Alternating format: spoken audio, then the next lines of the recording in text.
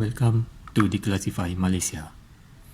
In Chapter 31, we will discuss the application and the embedment of the principle Uti Possidetis Iuris in relation with Sarawak ownership over the territorial waters.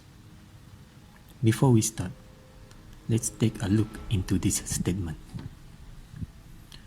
The successful establishment of a state hinges on its ability to draw a bonded national identity.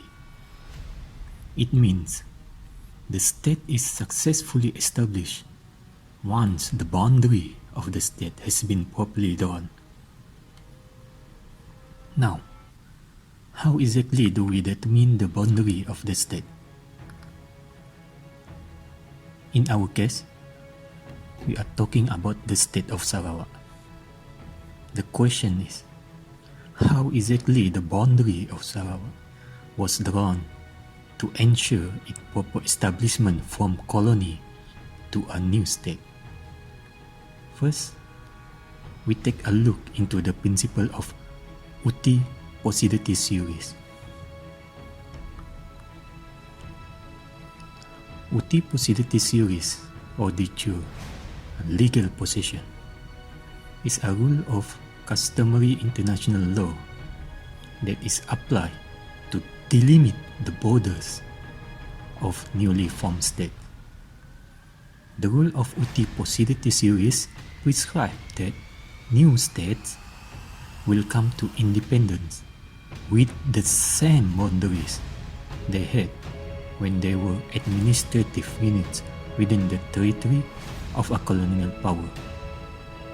To ensure a predictable and safe transition to independence, it was mandated that nascent states, like the British colonies, could emerge only along the existing colonial administrative boundaries. During the decolonization process of Sarawak, when the British colonial empires crumbled into nation-states, the fissure along which these colonies cracked already predetermined. In case of Sarawak, these colonial administrative boundaries have been determined in Sarawak Definition of Boundaries Order in Council 1958. Now let us look at the importance of this principle, Uti Possidetis Iuris.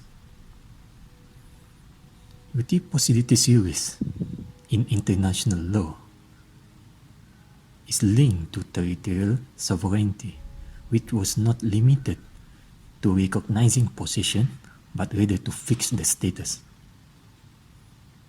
The notion of Uti Possidetis Iuris has shaped many modern states and created new identities for post-colonial states, which will guarantee a peaceful relation during the territorial transition. This Roman law doctrine was used to stabilize the border during the decolonization process. The purpose of this principle was to maintain the territorial stability of newly created states at the time of decolonization, and also to resolve issues related to title, boundary demarcation, and delimitation of maritime area in a situation in which a treaty did not exist or did not deal with such issue. Therefore, this principle, Uti Possidetis Iuris, is very important for former British colony, just like Sarawak, that emerged as a new state through the decolonization process, because it guarantees their territorial integrity. Now we'll take a look at Uti Possidetis Iuris and the Constitution of the State of Sarawak. If we take a look into the Constitution of the State of Sarawak, Article 47, Clause 2, indicated that any land in the state which immediately before the commencement of this constitution was vested in Her Majesty shall on the commencement of this constitution vests in the state. Under Sarawak Land Court Ordinance 1958, state land means all land. It means all land for which no document of title has been issued, and all land which subsequent to the issue of a document of title may have been or may be forfeit or surrendered to or resumed by the government, and includes B. The foreshore and beds of the sea within the boundaries of Sarawak as extended by the Sarawak Alteration of Boundaries Order in Council 1954. Article 47 in the Constitution of the State of Sarawak is very clear. It did not vest any land to the Federation of Malaya, or it did not vest any land to the Federation of Malaysia. The land is vested to the state, meaning Sarawak. This also means the owner of this land, which is within the boundaries of Sarawak, as specified in Sarawak Land Code 1958 and Sarawak Alteration of Boundaries Order in Council 1954, the owner is the state of Sarawak. Constitutionally, the principle of Uti Possidetis Iuris has been properly embedded into Article 47 of the Constitution of the State of Sarawak.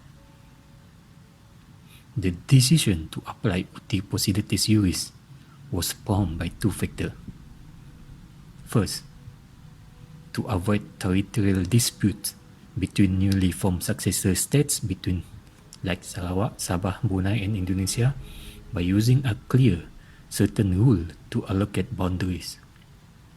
Second, to inhibit claims of terra nullius, which would enable foreign state to occupy Sarawak territory were it not exhaustively apportioned to the state. Just like what happened to Petronas. They tried to claim Sarawak territorial waters and boundaries. So, it is clear, the owner of the land, the territorial waters of Sarawak, based on Sarawak Land Code 1958 and Sarawak Alteration of Boundaries Order in Council 1954, the owner is the state of Sarawak.